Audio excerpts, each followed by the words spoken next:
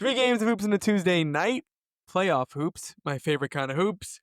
2 okay games, 1 bad game. I'm kind of sensing a theme here. We'll get into it all. My name is Shlomo Stark, My name is Levi Jacob. and this is the NBA Daily Recap in 15 minutes or less.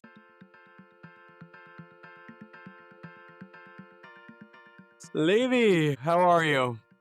Good. Happy to hear. Listen, I'm killing it with my predictions, which I'm very proud of. I predicted a Thunder blowout. I predicted a Laker win, and I also predicted that it would be the type of 7-game series where no game was close. And I predicted a Pacers win, but Giannis best player in the series. Listen, I don't want to say that I'm the best, but I think I'm the best. Let's start with game of the day. I think it was Bucks Lakers. I mean, well, the Bucks didn't play the Lakers, so that would be difficult. I don't think they I did. think I think it was Lakers Minnesota. The Luka. Let's start with him. 31 points, 12 rebounds, 9 of 20 shooting, only 2 of 8 from 3, but led the Lakers with another phenomenal first quarter. Lakers outscored the Timberwolves 34-15 in the first quarter.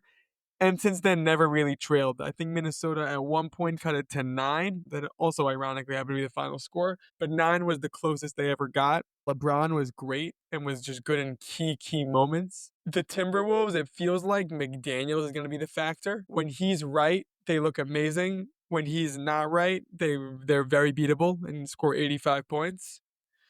Conley stunk. Gobert, Luka was doing whatever he wanted to him. Like whatever he wanted. And Edwards and Randall played pretty well. That's kind of my main takeaway. Also, Anthony Edwards had a really nice dunk. Like a very nice dunk. I recommend everybody watch that. Yeah. That's the recap of this game. What are your thoughts? Luka fell at some point. He also was very angry about that. They've been very, You're saying when he was tripped? yeah, Yeah, he was tripped, and the refs didn't call anything. He was mad at the refs. yeah. It was a much more physical game. It was very physical. Also, McDaniels, why he's kind of a X factor in the playoffs is because if he's able to contribute on offense, people have a hard time finding. I mean, in this specific series, rather, you'll have a hard time finding who to rotate onto him because Rui is kind of doing more center work when he's in, like he's kind of defending more in the middle, and that kind of leaves Reeves or whoever the other person is, so maybe Gabe Vincent when he's on the floor, and McDaniels is taller and just kind of more physically capable than both those people. So it kind of leaves extra room for him, especially when he's hitting his shots. Yeah, it's an Something interesting else to series. note is the Lakers did the Tibbs thing. Dorian Finney-Smith, 38 minutes. Austin Reeves and Luka, 42. LeBron, 39.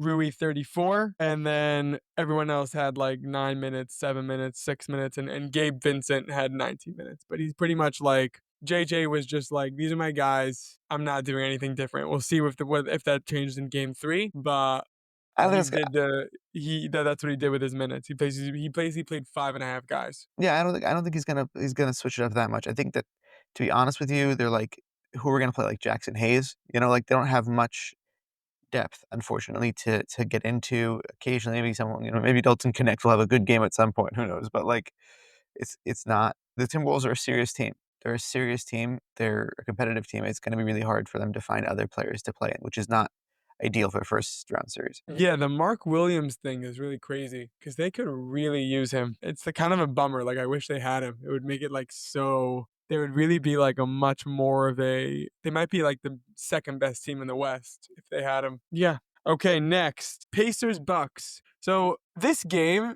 it looks like the Pacers. If you just look at the box score, look at what happened. It looks like the Pacers just destroyed them from the beginning. With 2 minutes and 6 seconds left, this was a 2-point game. The Bucks were very much in it, but Nembhard hit a big 3. Siakam and Halliburton were pretty clutch at the end, and they ended up coming up with the win. Yeah, I do want, before I move on to the Bucks, you got to give more props to Halliburton and Siakam. Both had double doubles. Halliburton 21 and 12, 8 of 19 shooting, but just was phenomenal, like distributing. And Siakam 24-11, 8 of 16 shooting. Those two guys really held it together for the Pacers. And Giannis, which is like, he 34 points, 18 rebounds, 7 assists, 14 of 20 shooting. He's actually been if you go through every team's 2 games, he's been the best player in the playoffs. If you just go by individual statistics, he's had the best stats of anybody this playoffs. It's not even close, honestly, even Yeah, Jokic. And yeah, SGA has been playing more of a team game. We'll get into his stats like in a minute, but it's been like Giannis has been the best player this playoffs. Not I don't think it's close. And I do think that like this coming back to Milwaukee, like they have a chance. Not I don't It's gonna be hard to win this series, but they could win a game or two and maybe even three. yeah, yeah, he deserves better. It's interesting in regards to the matchup, like, there's kind of no way that you can properly guard Giannis, whereas with Jokic, right, like, the Clippers just run a more comprehensive defense. I think that's what's hindering him. Again, Giannis kinda have nobody else on his team. Dame Lillard was like he was, like, getting back into it out there. He took time to get his legs underneath him. He's not like he was rushed back like he needs a minute. Right. The Pacers also were playing some good defense. Like Andrew Nemhard is he's a very good player. He's a very good defensive player. He also deserves his props. But Close listeners of the podcast will know that you love Nemhart. I'm a very big Nemhard guy, 100%, 100%. He's great. He's just great. You love Nemhart. Because I like high IQ guys. It doesn't always show up in the box score, you know. But he's a very good basketball player. I actually think he played a really good game, and You wanted to leave it? I purposely did not give him props when I gave Halliburton and Siakam props to test you to see if you'd like come back and be like, wait, Nemhart's amazing, and you did. So I'm very proud of that. Another prediction. The other thing I wanted to say was, speaking of physicality, this game was rough, very scrappy. They really got into each other. It was like really, really. I just didn't expect it. I didn't realize that this series had so much beef. But apparently, from last year when Halliburton did the Dame time celebration, that's when it kind of all fell apart. Mhm. But it was very intense, like very physical. They had to get separated. I think like twice. Like we'll see. It's also in Indiana. That's the other thing that I'm trying to remind myself. Like, I'm not saying that they're going to win. I mean, sorry, the Bucks are going to win, but it happens oftentimes in series that when you're home, it's very possible that you go up 2-0. So Series we'll doesn't see. start till game 3. Everyone knows that. Great line by Halliburton, just because it made me think. Talking about Siakam. He's been a steady presence for us all year. So glad he's on our team. I think he could be the most underrated player in the NBA, to be honest. I think what he does on a nightly basis is amazing. So consistent, so steady. I would have to agree with him because at least for myself personally, I underrate Siakam. Like when I think of players, Siakam does not come to mind. I did not even consider him for like all NBA. I did not even consider him as like I don't consider him a top 20 guy in the league.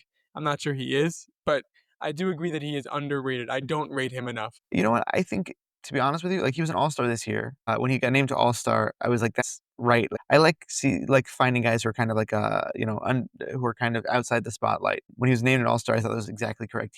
He had great averages, or he had very solid averages on really solid percentages, and Mhm. he averaged something like I think like 21, 8, and 4 or something, maybe a block and a steal. He's a very underrated player, and not only that, he's just consistent. He's very consistent, and he doesn't complain either. Like he's just a hard worker, and it's been that way for forever. But he like remember when Siakam used to like spin, and that was everybody's like bit about Siakam is that he would do a spin move. He's really developed his game. He can shoot the three now. He's like very good player. Yeah. One last thing to note about this game. It was, like the Knicks and Lakers game of all these stars. Like for the Knicks, you have Ben Stiller, Sting, Spike Lee, like all these like really cool stars. And LA has, Jack Nicholson, like whatever. Everyone's got their stars. Can I list you the stars at the Indiana? It's like the legends of Indianapolis. Okay, you ready? Kalen Clark, huge.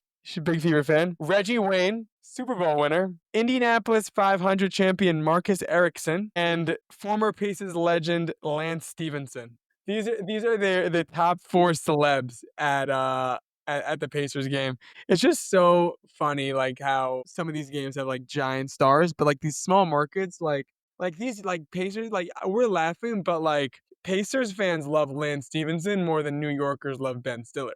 But like Lance Stephenson is their guy. He blew on LeBron James, but I just find these things so funny. I was watching part of the game, and they were like, "This guy drives for the Indy 500," and everyone was like, applauding, and they're like, "And this guy drives for the Indy 500." Like, Yeah. yeah, that's the crowd that you draw. Yeah. Yep, 100%. Okay, next and last game of the day. OKC beats Memphis 118-92. I woke up in the middle of the night, saw the score, and I'm like, nah, I don't need to watch this game, and went back to sleep. This is one of the most sure sweeps I've ever seen. I think Ja said after the game, I really think we could win one. That's tough. That's what you're shooting for. They're just a very strong follow-up to the 131-80 win. They started on a 9-0 run, held Memphis scoreless for the first 3.5 minutes. The Grizzlies missed their first 10 shots. 32-17 at the end of the first quarter. The Thunder have not trailed since the first minute of the first game this series. SGA said we never underestimate our opponent no matter what. Obviously, they're a very good team. They wouldn't be here if they won't. I'm going to disagree with you, SGA. They are not a very good team. Like you should beat them, but they're not a It's a very nice good thing to team. say, It is a you nice know? thing to say. SGA finished with 27 points, 8 rebounds, 5 assists, 29 shooting. They don't need more from him though. Like they don't the team doesn't need him. Like It's Jalen crazy. Williams is playing well, like they just like they don't this is almost like a clear case of why Jokic should be MVP is because I feel like if you bench SGA, like Thunder are up 2-0 and maybe the games aren't as close. You bench Jokic and we're talking about the Clippers the way we're talking about the Thunder right now. Yeah.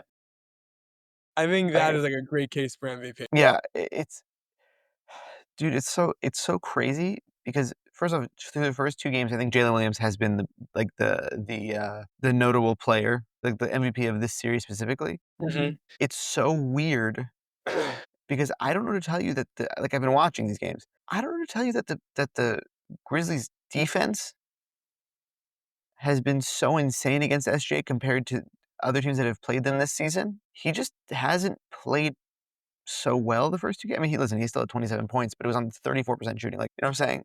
Yeah, I'm ignoring that. No, it's not to say that I think that he's gonna struggle throughout the playoffs or whatever. I'm just saying, like, it's just weird. It's a weird Not weird. situation. It's not weird. I don't think it's Why? weird. Because it's you don't there's a different when Atmosphere. you ever play pickup, you play pickup basketball or no? If your team's up 10-0 and your best player misses 5 shots in a row, you're not like this is an off game for Yeah. us. Yeah. There's just a different energy when you don't need to score.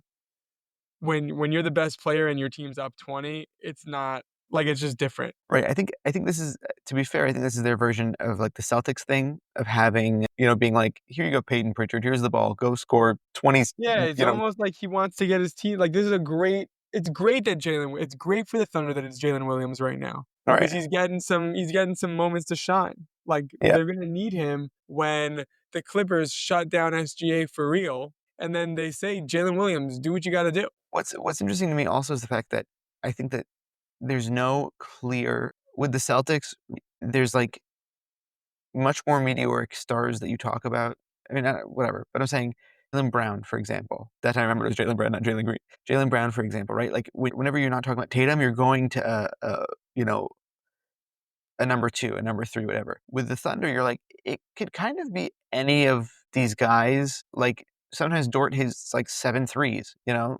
Sometimes Isaiah Hartenstein has a crazy game. Like it isn't as clear cut who the number 2 is because they play such good team basketball. And it's very impressive. It's impressive to watch. It really is like a very good example of team basketball. I wonder how long until we start calling Mark Diagno Coach D, how they do with like Coach K, because people have like a hard time pronouncing his name, even on the broadcast. Great take to end this podcast. That was the NBA Daily Recap in 15 minutes or less. I want to thank you, Levy, for co-hosting, for producing, for coming up with Coach D so that we who struggle pronouncing his last name don't have to struggle anymore. And I want to thank you for listening.